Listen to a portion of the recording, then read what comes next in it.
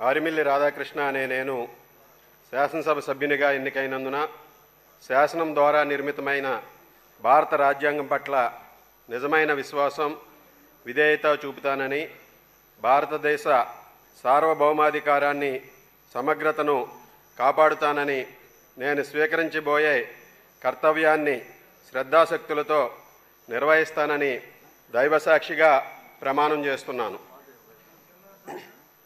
ఆంధ్రప్రదేశ్ శాసనసభ సభ్యుడినైన ఆరిమిల్లి రాధాకృష్ణ అనే నేను సభ నియమాలకు కట్టుబడి ఉంటానని, వాటిని అనుసరిస్తానని, సభ మర్యాదలను పాటిస్తానని, సాంప్రదాయాలను గౌరవిస్తానని దైవసాక్షిగా ప్రమాణం చేస్తున్నాను.